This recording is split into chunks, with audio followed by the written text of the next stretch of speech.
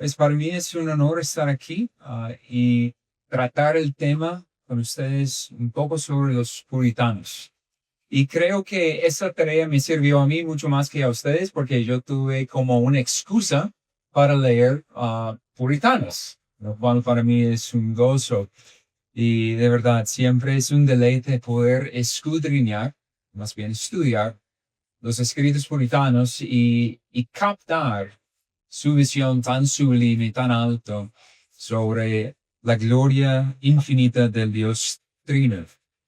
Y eso es lo que vamos a estar haciendo en esta tarde. Pero debo aclararles desde el principio que esto será una enseñanza.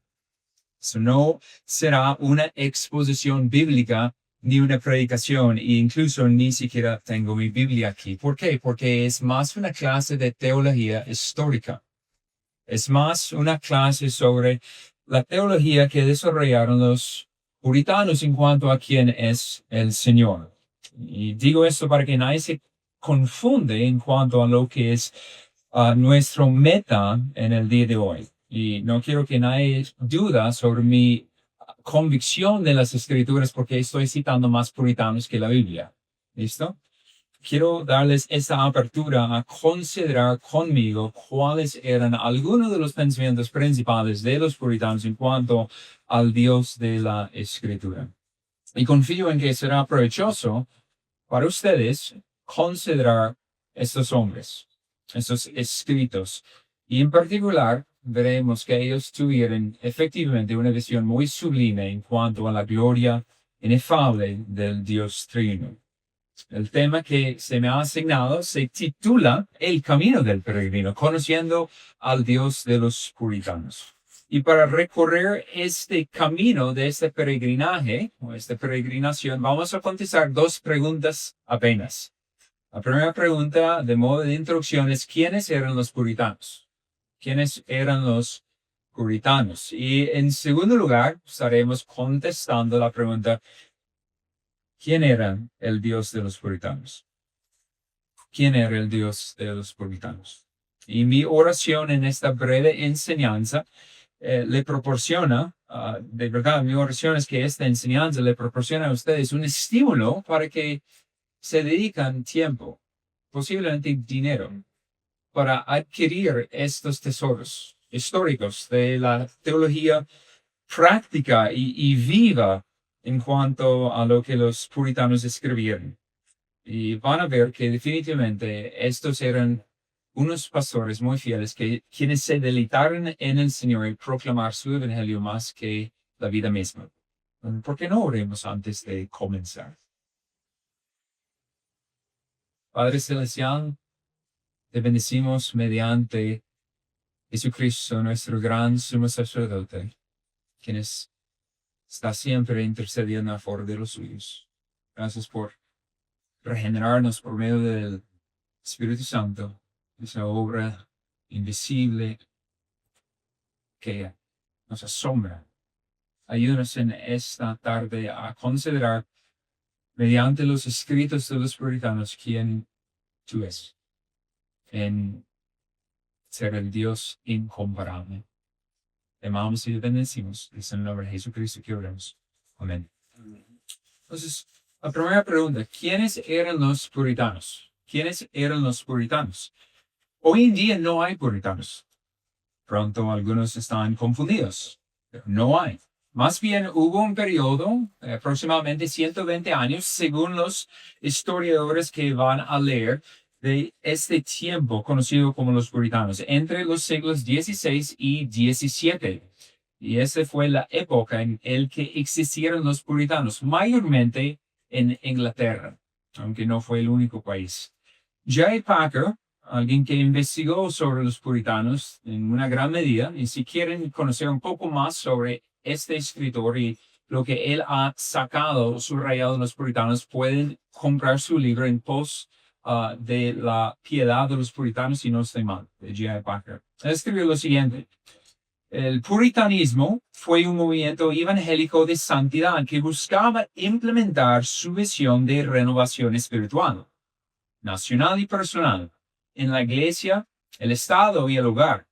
en la educación, la evangelización y la economía, en el discipulado y la adopción individual, y en el cuidado y la competencia pastoral.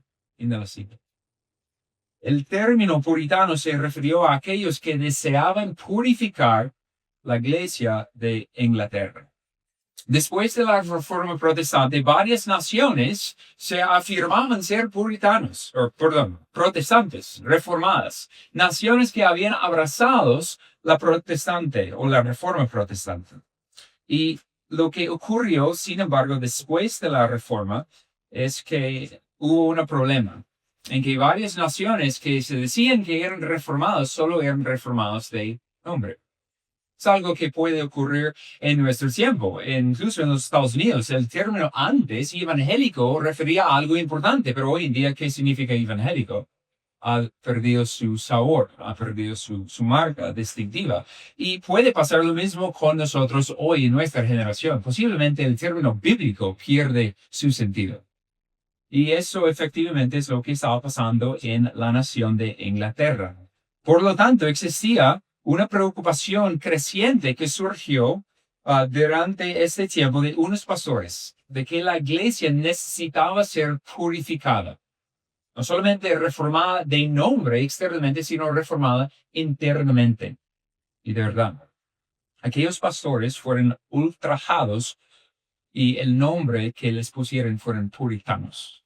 Era un desprecio, no un nombre que ellos tomaron para sí mismos. Pero posteriormente sí, empezaron a gozarse en este nombre que les distinguía de los demás.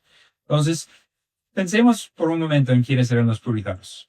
Ellos, en primer lugar, abrazaron la ortodoxia reformada y tomaron lo que los reformadores habían trabajado y forjado como doctrina y lo aplicaron a cada área de la vida posible.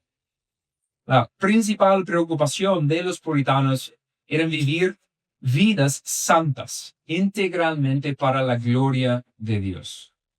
Los puritanos eran pastores fieles, de profunda comprensión teológica, comprometidos con la escritura, apasionados por la iglesia local. Ellos estaban celosos y compasivos a proclamar el evangelio. Tenían una piedad ardiente. Estaban fervientes en la predicación y la consejería. Los puritanos vivían un dicho en latín, coram Deo, ante el rostro de Dios y para la gloria de Dios. Entonces, lo que comenzó como un pequeño movimiento de unos cuantos pastores alcanzó su punto culminante cuando en el 24 de agosto de 1662 se aprobó la ley de uniformidad, que exigía a los pastores ingleses a adherirse al libro de oración común de 1662.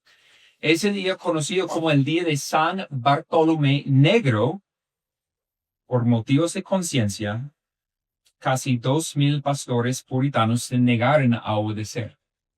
2,000 pastores puritanos fueron expulsados de sus iglesias y de sus hogares en ese día. Y no solo los pastores, sino también sus iglesias los siguieron hacia la incertidumbre y la persecución. Los puritanos eran más que nada pastores fieles, hombres de convicciones, sometidos a la escritura, dispuestos a perder la vida por su Salvador y valoraron a Cristo como más precioso que la vida misma. Esos eran los puritanos. Vamos a la segunda pregunta y es aquí donde vamos a dedicar el resto de nuestro tiempo juntos. ¿Quién era el Dios de los puritanos? ¿Quién era el Dios de los puritanos? Ahora, al plantear esa pregunta, tenemos que tener cuidado porque posiblemente algunas personas pueden pensar que hay diferentes dioses y la respuesta es no, jamás. Es necesario aclarar desde el principio que el Dios de los puritanos no es otro que el Dios de la Escritura. Los puritanos por encima de todos eran bíblicos, biblistas de primera clase. Y solamente tienes que agarrar un libro puritano y ver claro que sí. Eran hombres cautivados por la palabra, diligentes en la exégesis. Su arduo esfuerzo su abundante producción de obras y tratados de sermones y exposiciones ejemplifican su dedicación a interpretar y aplicar fielmente la Escritura. Entonces, a continuación veremos 5 énfasis particulares que hicieron los puritanos en cuanto a Dios. 5 énfasis particulares en cuanto a Dios. Entonces, ¿quién era el Dios de los puritanos? En primer lugar, Él es el Dios que se ha revelado en las Escrituras. Él es el Dios que se ha revelado en las Escrituras. Los puritanos tenían la Biblia en la máxima estima porque es efectivamente la palabra de Dios. La Biblia misma testifica de sí misma sobre esa realidad en 2 Timoteo 3:16. Toda escritura es inspirada por Dios. Por eso, William Gurnall afirma, vale la pena leer ese libro que tiene a Dios como autor. Merece nuestro conocimiento ese misterio que es fruto de su infinita sabiduría y amor. Fin de la cita. La doctrina de la inspiración de las Escrituras trae consigo la más alta obligación y diligencia en conocer la revelación del Señor. ¿Por qué? Porque es por medio de las Escrituras que Dios se da a conocer. ¿Dónde más van a acudir los hombres para conocer quién es Dios? No hay otra fuente. Y por eso valoraban sin igual las Escrituras. Thomas Watson escribe, la Sagrada Escritura es, como dice Agustín, una epístola de oro que Dios nos envía.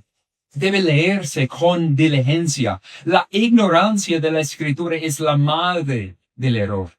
Se nos manda escudriñar las Escrituras. Juan 5:39.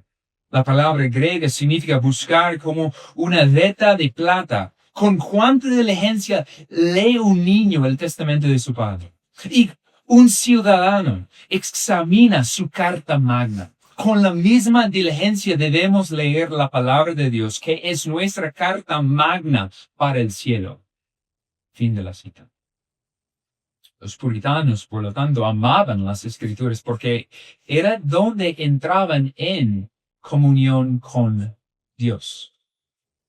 John White dijo, la lectura de las Escrituras no es otra cosa que una especie de santa conversación con Dios, en la que indagamos y Él nos revela su voluntad. Por lo tanto, cuando tomamos en nuestras manos el libro de las Escrituras, no podemos concebirnos de otra manera como si estuviéramos en la presencia de Dios para escuchar lo que Él nos dirá. Fin de la cita. Los puritanos eran biblistas de primera clase, cautivados por la Escritura, conocidos como puritanos por esa misma razón, y ellos aplicaron fielmente Colosenses 3:16, que la palabra de Cristo habita en abundancia en ustedes. Charles Spurgeon, alguien posterior a los puritanos, recomendó altamente El progreso del peregrino de John Bunyan. Dijo, efectivamente, después de la Biblia fue el libro que más había leído. Y él podía decir lo siguiente sobre John Bunyan. Vaya, este hombre es una Biblia viviente. Podrían punzarle donde quieran y descubrirían que su sangre es una sustancia extraña llamada biblina. Es decir, que la propia esencia de la Biblia fluye de sus venas. Fin de la cita. Impresionante que aún el príncipe de los predicadores podría dar una recomendación tan alta de estos hombres.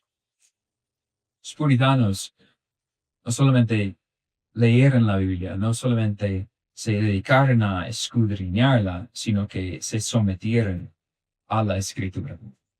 Y por eso mismo, por motivos de conciencia, ellos estaban expuestos a ser completamente expulsados por motivos a seguir fiel a la Escritura. Los puritanos se sometieron a la Escritura porque en ella Dios se revela a los hombres. Thomas Wilcox decía, examinad diariamente las Escrituras como minas de oro en las que está depositado el corazón de Cristo. Amaban las escrituras, porque es donde Dios habla a los hombres, no cualquier palabra, no cualquier idea, sino su corazón. Es la revelación divina que combina lo que es justísima, que es sapientísima, que es un amor inefable, que es bondad pura. En las escrituras vemos el testamento del Señor y por lo tanto ellos estaban dispuestos a rendirse delante de las escrituras en un sometimiento gozoso. Los puritanos asociaban un profundo afecto por el Señor con un profundo afecto por su palabra. Es decir, ellos evidenciaban su amor por el Señor, por su amor a la palabra. Y por tanto, cualquier indiferencia o falta de deseo en la palabra era un fruto, una evidencia podrida y condenatoria. William Bridge advierte, la razón por la que meditamos poco es porque amamos poco a Dios. Cuando alguien escucha la palabra de Dios en público o en privado, pero no continúa meditando en ella, es porque no le ha causado ninguna impresión. Fin de la cita. Y es algo que es asombroso. Si ustedes tienen la oportunidad de leer los escritos puritanos, su énfasis una y otra vez en no solo la lectura, sino la meditación. Y si nosotros haríamos un estudio sobre cómo la Biblia nos manda acercarnos a ella, no es tanto la lectura, es la meditación detenida, profunda, prolongada, disciplinada, donde estamos pensando una y otra vez en quién es Dios por nosotros.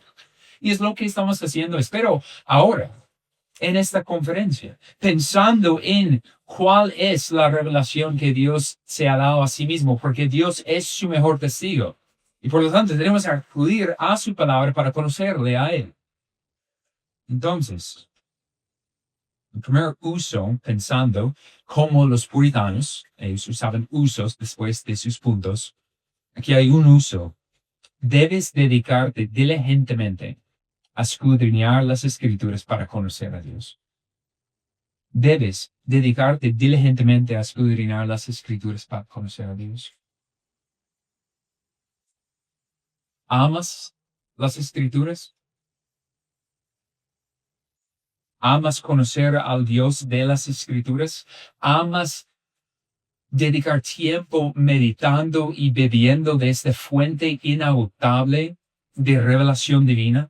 ¿Valoras tu Biblia por encima de todo? Por encima de cualquier otra posición. Pero no solamente la posición externa, sino a tenerlo internamente en ti. ¿Estás desgastada por horas y horas de estudio y reflexión y meditación y donde derramas lágrimas y confesión y alabanzas y acción de gracias por encima de tus páginas, donde ya algunos están pegados por haber derramado tantas lágrimas de gozo como de con tristeza? ¿O eres ignorante de su contenido sagrado y de su autor?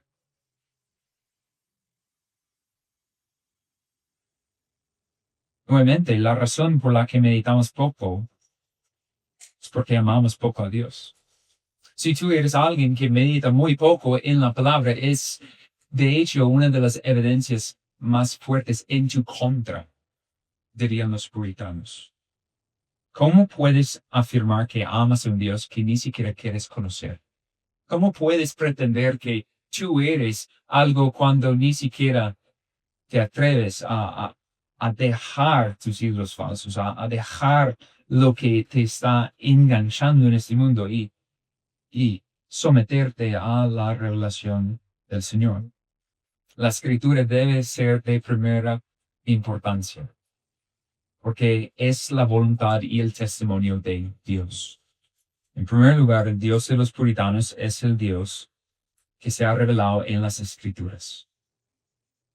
En segundo lugar, ¿quién era el Dios de los puritanos? Él es el Dios que redime a los pecadores en Cristo. Él es el Dios que redime a los pecadores en Cristo. Los puritanos valoraban por encima de todas las cosas a Cristo Jesús como el redentor de sus almas. Apreciaban hablar de Cristo. Ellos constantemente expusieron el Evangelio en sus escritos y en sus sermones, mirándolo de tantos diferentes ángulos. Si agarras un escrito puritano, seguramente que vas a ser golpeado en la cara por Cristo Jesús una y otra vez, exaltándole y exponiendo su perfección como el Dios hecho hombre. Los puritanos atesoraban, 2 Corintios 5:18. Y todo esto procede de Dios, quien nos reconcilió con Él mismo por medio de Cristo y nos dio el ministerio de la reconciliación. No solamente estaban emocionadísimos de haber sido reconciliados con Dios por medio de Cristo Jesús, ahora teniendo este ministerio de reconciliación. ¡Qué gozo! Los puritanos intentaban predicar a Cristo a los pecadores. Jeremiah Burroughs dicen que nada aquieta vuestra alma sino la aplicación de la justicia de Jesucristo por la fe. Para que puedes, por la mano de la fe, presentar esta justicia infinita del Hijo de Dios al Padre de nuestras almas. Fin de la cita. Ellos atesoraban proclamar a Cristo, articularan con claridad cuál es la naturaleza de la salvación, algo que es muy carente hoy en día. Ni siquiera sabemos de qué somos salvos, pero ellos no. Enfatizaron cuál es la naturaleza, cuál es la eficacia, cuál es el fin de la salvación que Dios proporciona a los hombres mediante Jesucristo. John Wall escribió, "Oh, cuán querido debe ser entonces Cristo para nosotros, quien sufrió la ira infinita de Dios por nosotros, nos libró del infierno, nos reconcilió con Dios, compró el cielo y todas las cosas buenas de la tierra en la medida en que fueran necesarias para nosotros." Entonces, con eso vemos cuán importante para ellos era proclamar a Cristo, entender qué es lo que Cristo logró, qué hizo mediante su vida, su muerte, su resurrección. Y piensen eso, los puritanos no solamente proclamaron a Cristo, porque era su deber, aunque sí, pero además ellos proclamaron a Cristo con tanto celo porque eran convencidos que Cristo se deleitaba en salvar a los pecadores. El deleite en el Salvador, en ejercer su oficio de ser el Redentor y redimir. Por eso Robert Trail puede enfatizar, debemos dar a Cristo la gloria que le corresponde. Creer que la disposición a salvar es mayor en el Salvador que la disposición a ser salvo en el pecador. Fin de la cita. Porque para ellos Cristo es el Redentor, Él es el Salvador, quien se goza en salvar a su pueblo. Y por lo tanto querían dar a Cristo este privilegio, proclamándole a Él para que Él puede ir trayendo los hombres al Padre, para que Él puede ser su buen pastor guiándoles mediante este peregrinaje. Dios está completamente dispuesto a salvar cadáveres espirituales. Y por lo tanto los puritanos suplicaron con Cristo, venid a Cristo todos los que están cansados y cargados, y Él los dará descanso eterno para tus almas. Eso era su clamor. Edward Rainer explicó que la oferta general de Cristo a todos es motivo de aceptación para cualquiera que cree en Él. Entonces el camino está abierto y Cristo es libre tanto para mí como para cualquiera para acercarse y recibirlo. Y de la cita. Y eso nos parece muy extraño. No eran de la Reforma, no eran protestantes con las doctrinas de la gracia. Efectivamente sí, y por eso ellos eran evangelistas por excelencia. Fascinaban proclamar a Cristo, a presentar delante de los hombres el Evangelio, implorando a pecadores y suplicándolos con ruegos, venid a Cristo, sean salvos. Arrepiente de tus pecados y abraza al Salvador.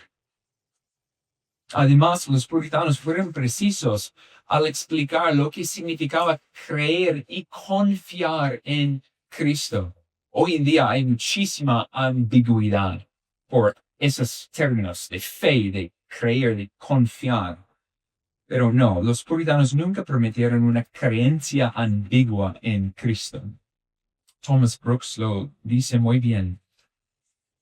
Ahora, creer no es otra cosa que aceptar a Cristo como tu Señor y Salvador, tal como te es ofrecido en el Evangelio. Y esta aceptación es principalmente, si no solamente, el acto de tu voluntad. De modo que si estás sincera y cordialmente dispuesto a recibir a Cristo en sus propios términos, en los términos del Evangelio, es decir, para salvarte y gobernarte, para redimirte y reinar sobre ti, entonces eres un creyente. Efectivamente, definiendo siempre cuál es eso de confiar, de abrazar a Cristo. Y no es ninguna otra cosa, sino la predicación de la misma palabra, llamando a pecadores al arrepentimiento y a la fe en Cristo Jesús. Entonces, pensemos por un momento en dos usos de esto. En primer lugar, debes creer en Cristo para la redención de tu alma. Y en segundo lugar, debes proclamar a Cristo porque Él es el único Salvador. Yo no tengo ni la menor idea quiénes aquí son salvos. No es mi deber ni mi derecho.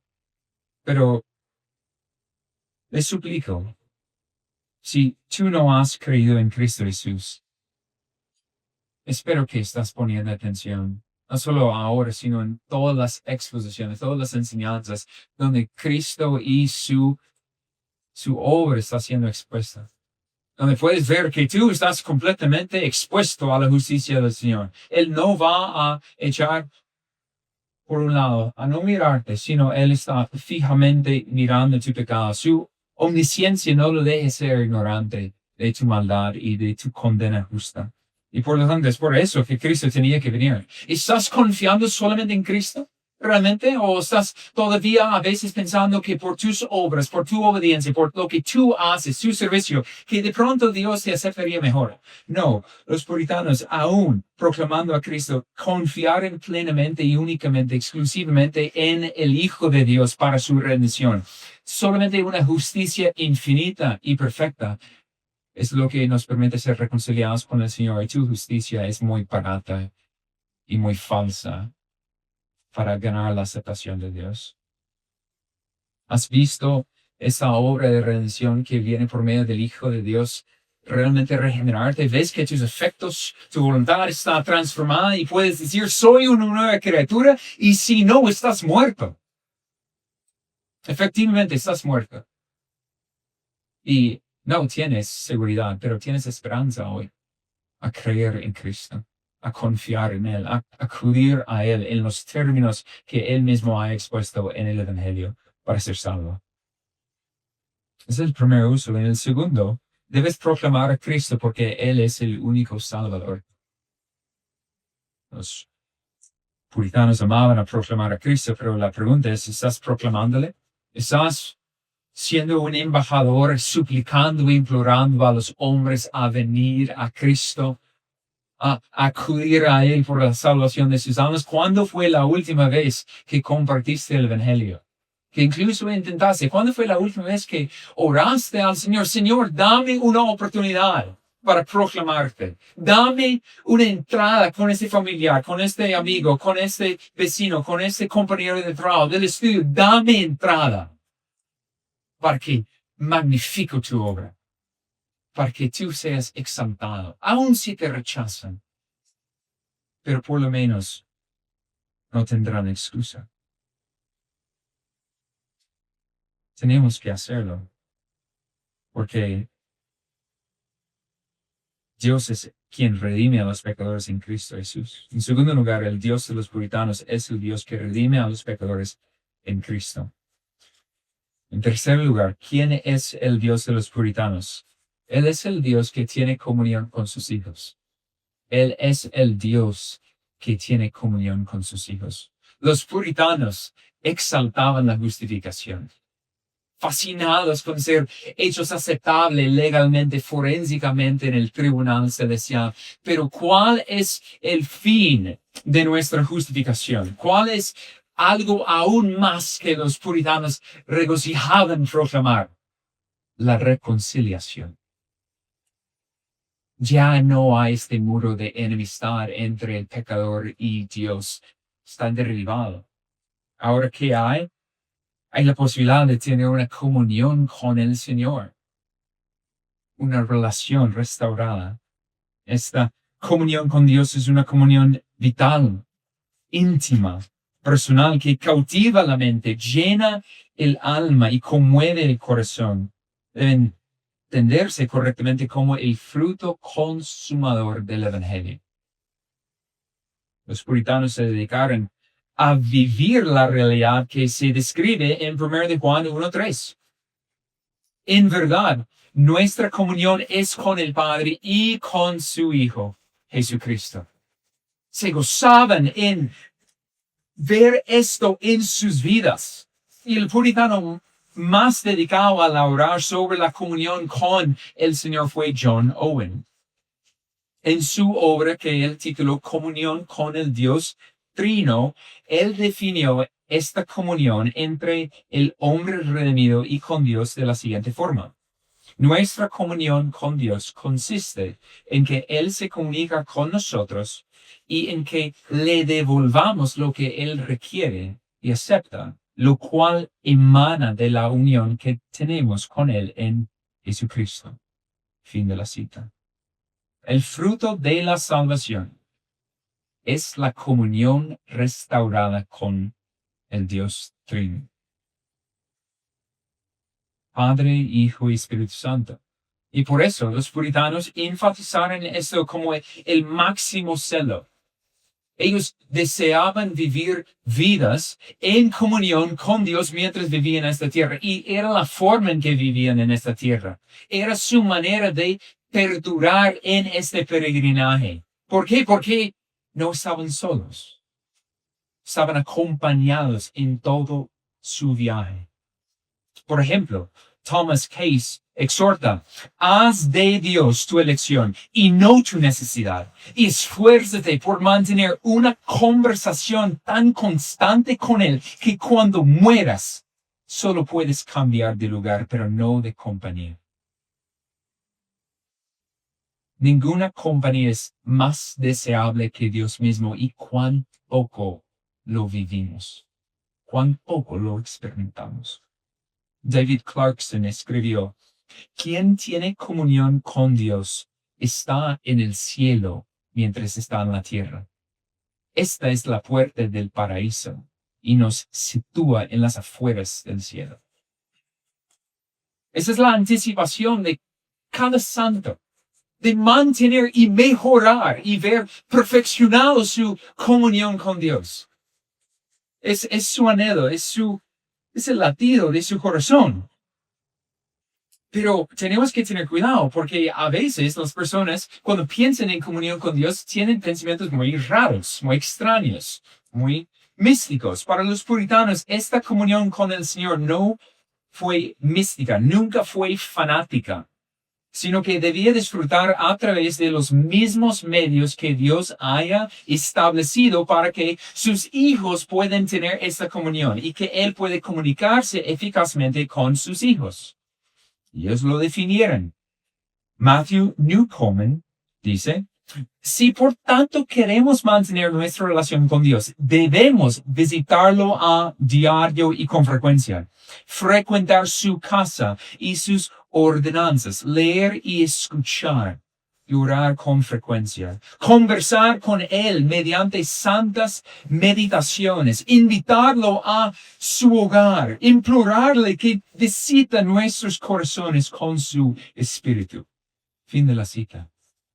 Ellos no estaban pensando en algo místico, estaban aplicando los medios que Dios mismo haya dado para que ellos puedan tener esa comunión en la congregación de los santos, mediante las ordenanzas, mediante la palabra, en todas sus formas de presentación, en lo que es la predicación pública, en lo que es la meditación privada, y efectivamente mediante oración. Para ejemplificar eso se cuenta la historia de Thomas Shepard, a quien un miembro de su congregación le mostró sus planes de una casa que esperaba construir.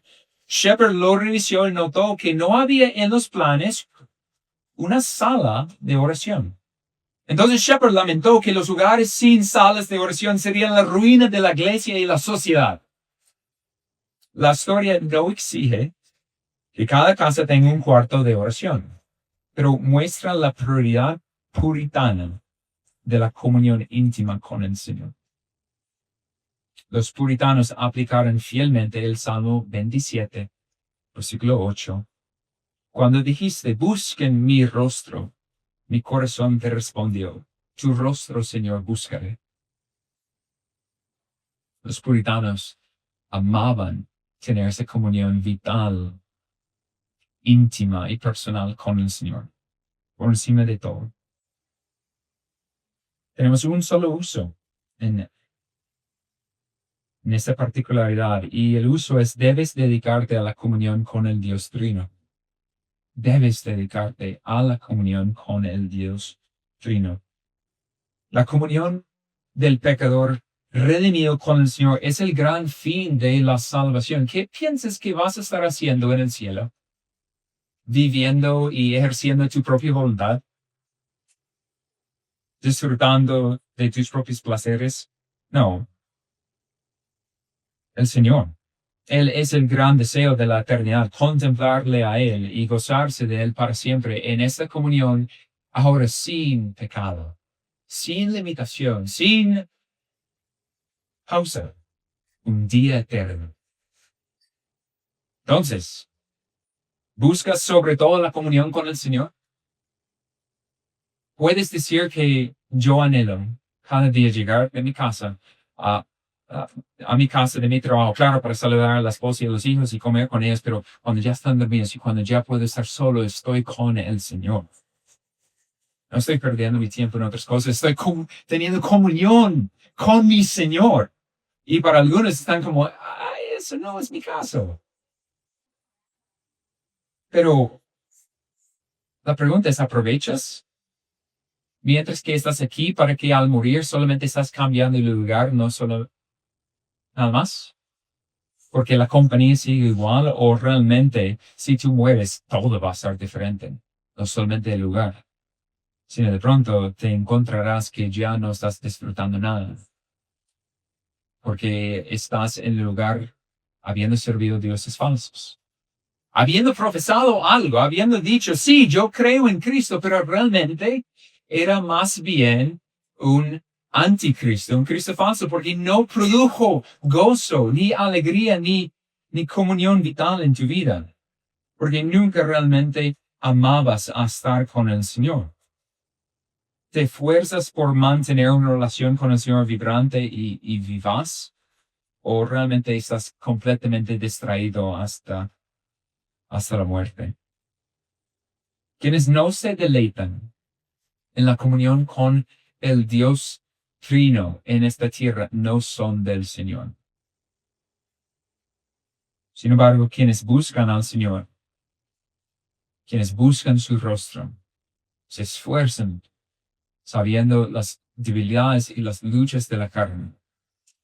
Pero su dirección es buscar al Señor. Ellos sí serán hallados y vindicados como hijos de Dios.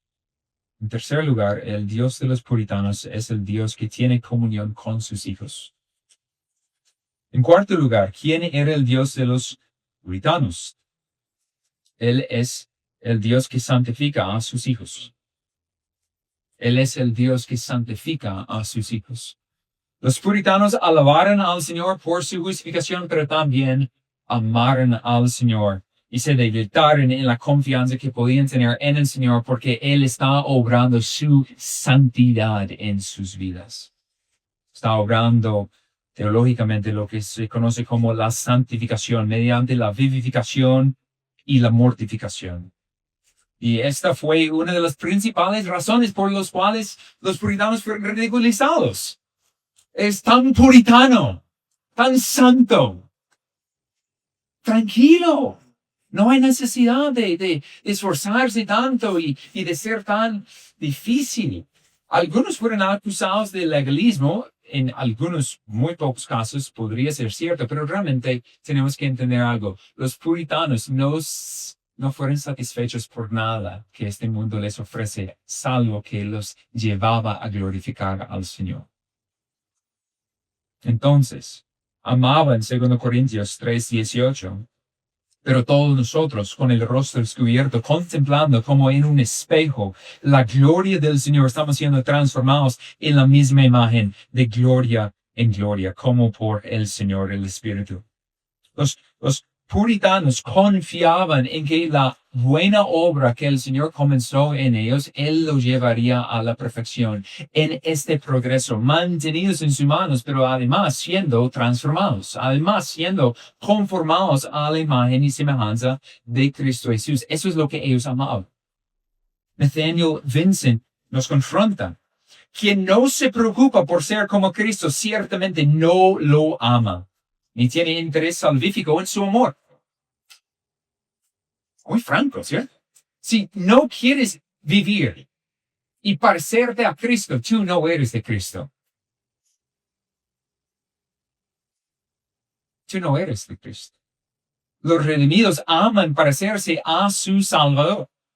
Thomas Watson nos dice lo siguiente: un hombre piadoso lleva el nombre y la imagen de Dios. La piedad es semejanza a Dios. Una cosa es profesar a Dios y otra, muy distinta, asemejarse a Él. Tiene la cita. ¿Están de acuerdo, cierto? Es una cosa profesar de labios para afuera, pero es otra cosa ser asemejado, parecido, imitando a Dios en la tierra. Y aquí radica la diferencia entre un hijo de Dios y un hijo de Satanás, como lo explica John Paul. La piedad hace al hombre tan semejante a Dios como una criatura puede ser semejante al Creador. Pero el pecado nos transforma a la semejanza del diablo. Andando en santidad, tenemos vislumbres de quién es el Señor. Es lo que vemos incluso en cuanto a Pablo. Imíteme a mí como soy imitador de Cristo. Y eso es lo que ellos amaban, asemejarse a su Dios, a su Salvador, revelado en Jesucristo. Entonces la santidad que el Señor obra en sus hijos también da consuelo a sus hijos que el Señor está obrando. Porque ¿quién no ha experimentado momentos de duda en cuanto a si soy en el Señor o si no? Y aquí vemos incluso que la santidad proporciona en cierta medida un consuelo a veces. Pensando, por ejemplo, en 1 Tesalonicenses 5:23. Y que el mismo Dios de paz lo santifique por completo. Y que todo su ser, espíritu, alma y cuerpo sea preservado irreprensible para la venida de nuestro Señor Jesucristo.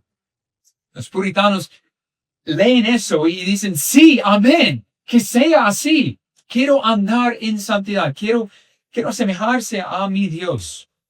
Pero al mismo tiempo entendieron que la santidad no es algo que ellos meramente pueden producir.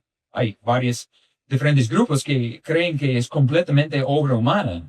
Hay otros que creen que es algo sinérgico, pero realmente aún ellos tenían una convicción más monarquista en cuanto a la santificación progresiva, reconociendo que sí, trabajamos en nuestra salvación con temor y temblor, pero ¿por qué?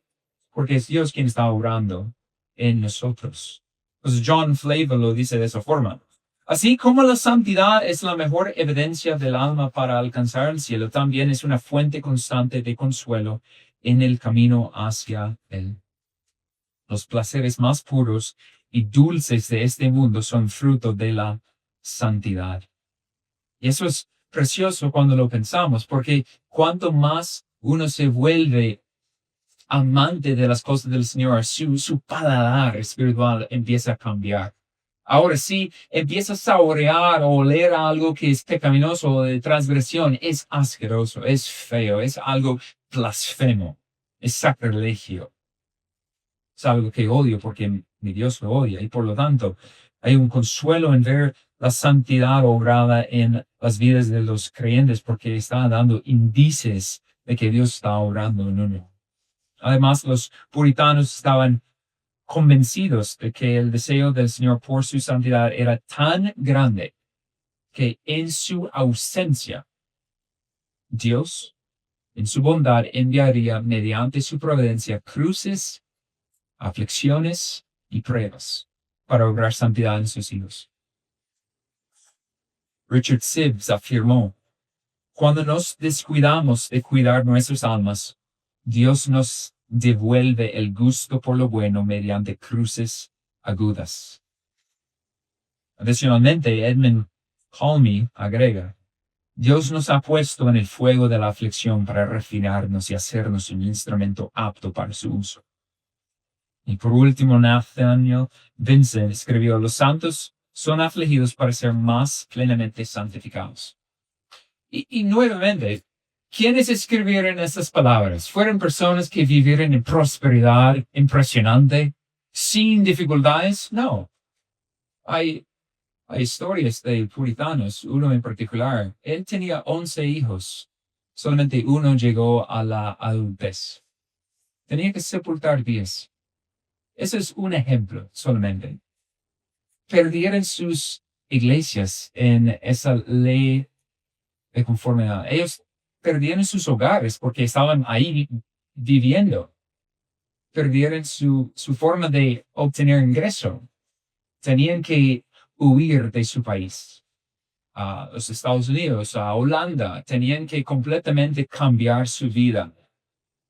Ellos entendieron lo que significa sufrir con gozo, confiados en quién es el Señor, porque el Señor no es un mal pastor, Él es un buen pastor, buenísimo en administrar mediante su providencia todo lo necesario para su gloria y nuestro mayor bien. Entonces los puritanos escribieron con tal certeza, habiendo experimentado la bondad del Señor en medio de la aflicción. Los puritanos sufrieron y sufrieron mucho. Eran un grupo defamado, expuestos a todo tipo de aflicciones y perseguidos por su deseo de andar en la santidad del Señor y su deseo de purificar la iglesia. Su amor por el Señor y su amor por el pueblo del Señor fue la razón de su aflicción. Aquí hay un solo uso. Debes esforzarte a ser santo como el Señor es santo. Debes ser santo como el Señor es santo. El deleite de un hijo de Dios es parecerse a su Padre celestial. En santidad y en pureza. ¿Quién aquí no anhela verdaderamente ser libre de pecado? ¿Quiénes están muy aburridos de cada día por la noche teniendo que confesar una lista tan larga como Martín Lutero? Amén.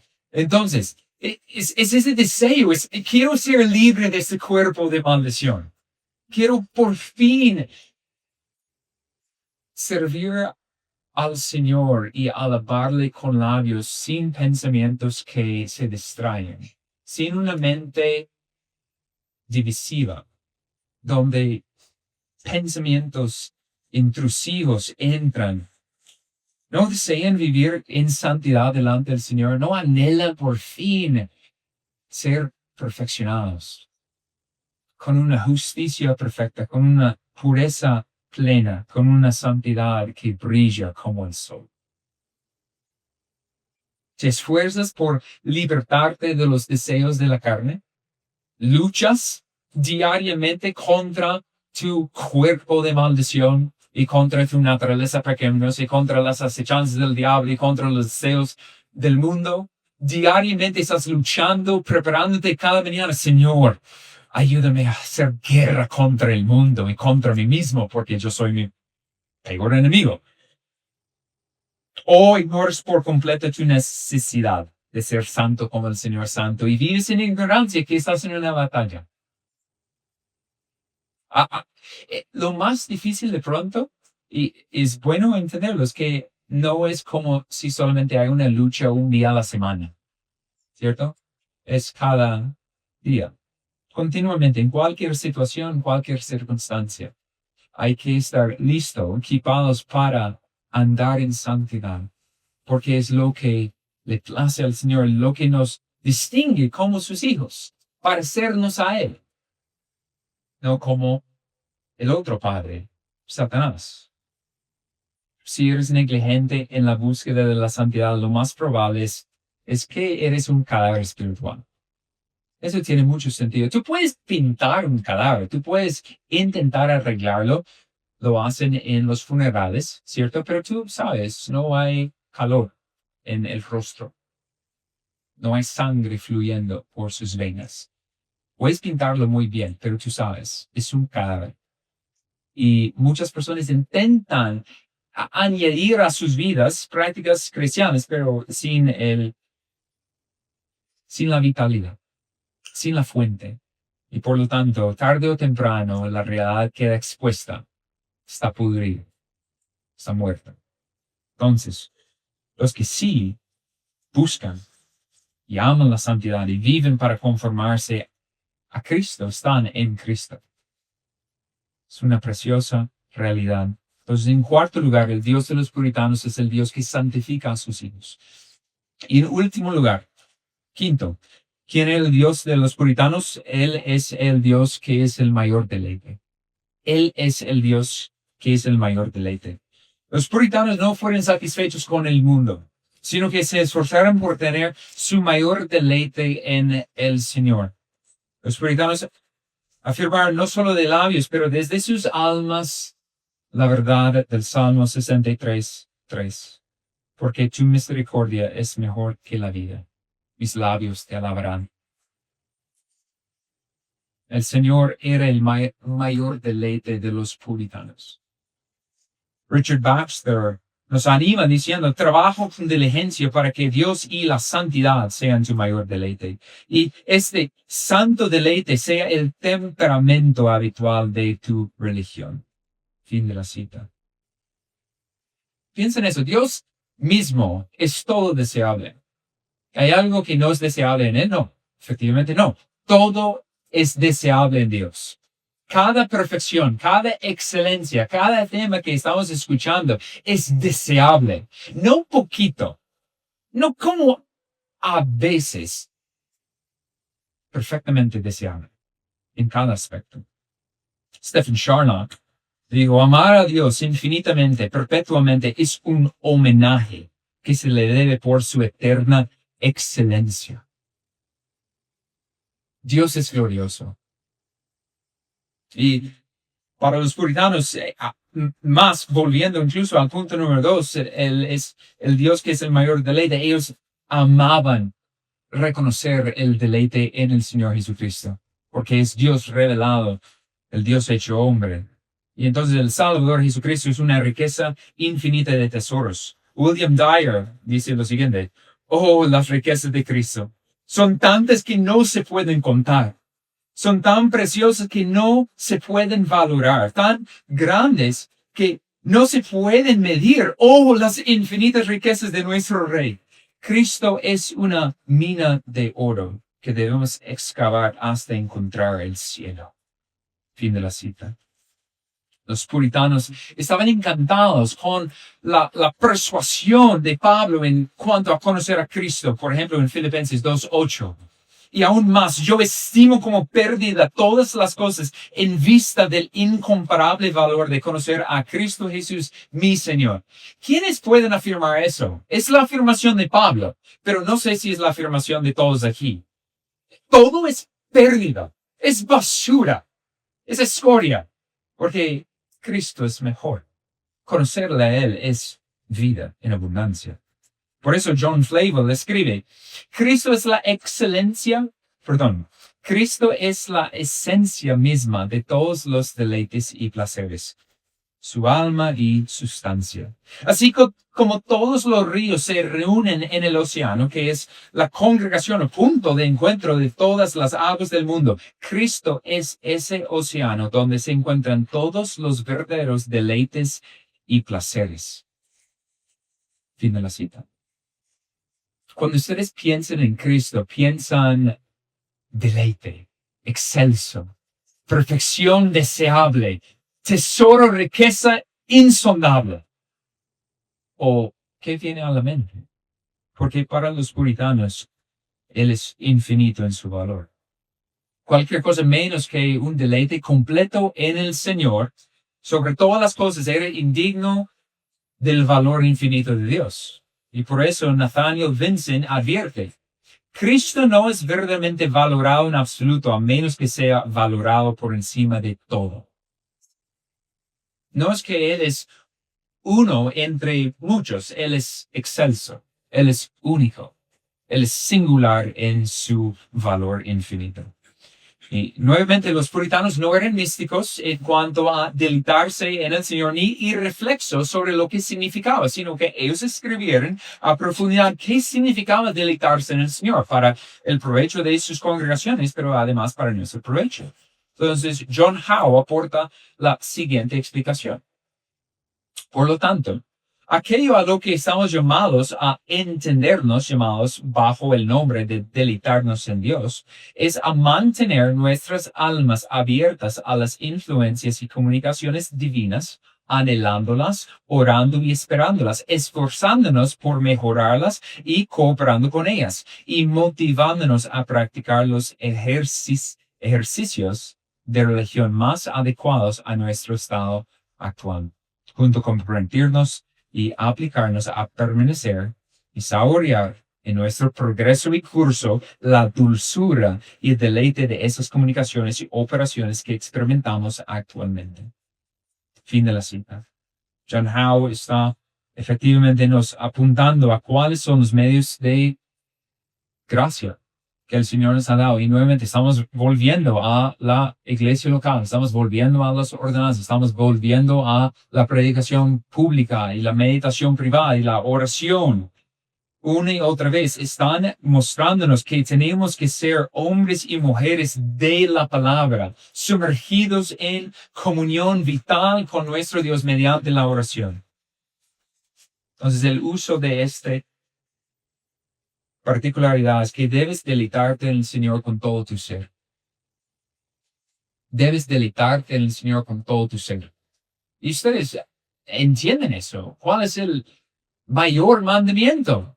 Amarás al Señor con todo. Todo. Podríamos añadir término tras término, sinónimo tras sinónimo para ahondar en lo que significa amarlo con todo lo que somos. Y es lo mismo, deleitarse en el Señor. ¿Por qué? Porque el valor infinito de la gloria del Señor exige que Él sea deleitado y deseado más que cualquier otra cosa en existencia. No solo ahora en la tierra, sino cuanto más en el estado eterno. Entonces, ¿te deleitas verdaderamente en el Señor? ¿Te deleitas verdaderamente en el Señor? ¿Cuál es tu mayor deleite? Si alguien te preguntara de la calle, ¿qué es lo que más te deleita en esta existencia? Algunos aquí no pueden decir estar con el Señor, tener comunión con el Señor por medio de su palabra, estarle adorando y agradeciendo y magnificando y orando a Él. Algunos no lo pueden decir porque ni siquiera están buscando hallar en el Señor este deleite. Entonces, ¿dónde está tu tesoro? ¿Dónde está tu tesoro? Es tu Dios. Puede ser el Dios de las Escrituras, el Dios verdadero, un Dios falso. Y tu Dios falso te va a decepcionar y entregar una condena eterna. El Señor le dio al verdadero creyente un corazón nuevo. Y ese corazón nuevo le da nuevos efectos. Y esos nuevos efectos le ponen su placer y su deleite en el Señor. ¿Ese placer y ese deleite siempre es perfecta? No. Hay que trabajar en ello, hay que esforzarse, pero la dirección de su gusto es dirigido hacia el Señor. Todavía puede ser engañado temporalmente en deslices, y eso es necesario decir porque no estamos exponiendo mediante los puritanos algo inalcanzable. Es es algo deseado, es algo necesario, pero ellos también en muchos lugares hablaron de las debilidades de la carne. Si miras sus escritos, sus cartas que escribieron al uno del otro, hablaron de sus debilidades, pero ellos siempre, una y otra vez, estaban clamando, Señor, ayuda mis afectos para que se pongan en ti. Entonces, en quinto lugar, el Dios de los puritanos es el Dios que es el mayor deleite. ¿Quién es el Dios de los puritanos? En primer lugar, el Dios de los puritanos es el Dios que se ha revelado en las Escrituras. En segundo lugar, es el Dios que redime a los pecadores en Cristo. En tercer lugar, es el Dios que tiene comunión con sus hijos. En cuarto lugar, es el Dios que santifica a sus hijos. En quinto lugar, es el Dios que es el mayor deleite. Los puritanos nos ofrecen algo muy necesario, la visión elevada y sublime de la gloria de nuestro Dios Trino. Y quiero solo contarles algo en cuanto al final de la vida de John Owen para subrayar lo que hemos visto hasta ahora. El día antes de partir con Cristo, John Owen dictó su última carta a un amigo. Voy con aquel a quien mi alma ha amado, o mejor dicho, quien me ha amado con un amor eterno, que es la base de mi consuelo. En la cita. Al día siguiente, William Payne, un amigo, le comunicó que su libro sobre las meditaciones y los discursos de la gloria de Cristo estaba listo para la imprenta. Y Owen respondió, me alegra oírlo. Pero, oh hermano Payne, por fin ha llegado el día tan anhelado, en el que veré esa gloria de una manera distinta a la que jamás he experimentado o fui capaz de experimentar en este mundo.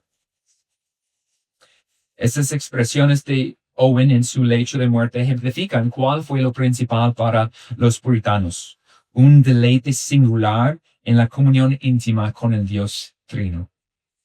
Quiero terminar leyéndoles una oración puritana para que ustedes puedan ver dónde estaba su confianza. Oremos. Señor Jesús, yo peco.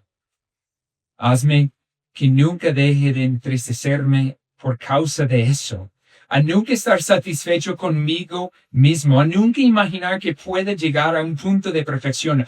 Mata mi envidia, gobierna mi lengua, esculpe mi yo.